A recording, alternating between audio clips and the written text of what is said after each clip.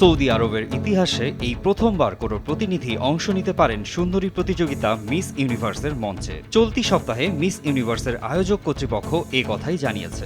এর আগে সৌদি আরবের এক মডেল মিস ইউনিভার্স প্রতিযোগিতায় অংশ নিতে নির্বাচিত হয়েছেন বলে দাবি করেছিলেন, তবে সেই দাবিকে ভুয়া উল্লেখ করে মিস ইউনিভার্সের আয়োজক সংস্থা। ধর্মীয় বিষয়ে রক্ষণশীল দেশ হিসেবেই পরিচিত সৌদি আরব। রক্ষণশীল এই মুসলিম দেশে মেয়েদের উপর আজও নানা রকম বিধিনিষেধ রয়েছে।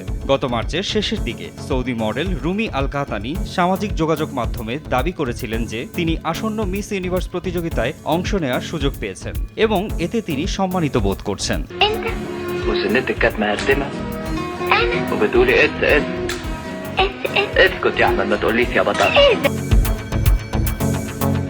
রিয়াদের বাসিন্দা ২৭ বছর বয়সী রুমি ওই ইনস্টাগ্রাম পোস্টের সঙ্গে নিজের কিছু ছবিও পোস্ট করেছিলেন।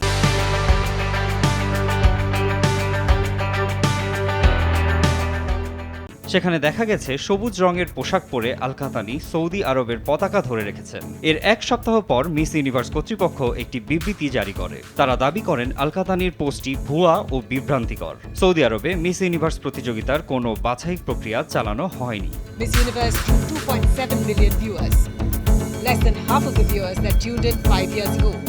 সম্প্রতি মিস ইউনিভার্স অর্গানাইজেশনের আন্তর্জাতিক সম্পর্ক বিষয়ক সমন্বয়ক মারিয়া হোসেন উন্ডা বার্তা সংস্থা AFP-কে দেওয়া এক বিবৃতিতে জানিয়েছেন, সৌদি আরব থেকে সম্ভাব্য প্রার্থীকে বেছে নিতে এখনও কঠোর যাচাই বাছাই প্রক্রিয়া চালাচ্ছে সংস্থাটি।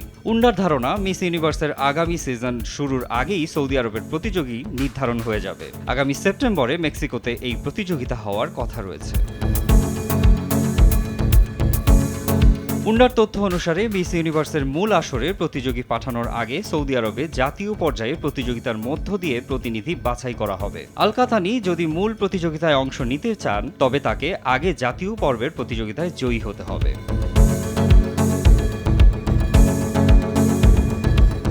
সৌদি আরব হল বিশ্বের সবচেয়ে বড় অপরিশোধিত তেল রপ্তানিকারক দেশ। প্রিন্স মাহমুদ বিন সালমানের হাত ধরে একটু একটু করে রক্ষণশীলতার চাদর খুলছে সৌদি আরব। কিছুদিন আগেই অমুসলিম কূটনীতিবিদরা মদ্যপানের অনুমতি পেয়েছেন। সৌদি আরবে নারীদের গাড়ি চালানো সহ বেশ কিছু ক্ষেত্রে দেওয়া নিষেধাজ্ঞা ইতিমধ্যেই প্রত্যাহার করা হয়েছে।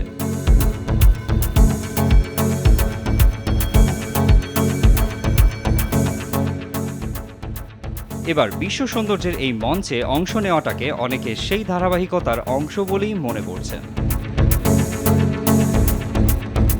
মারজান ইভান, RTV।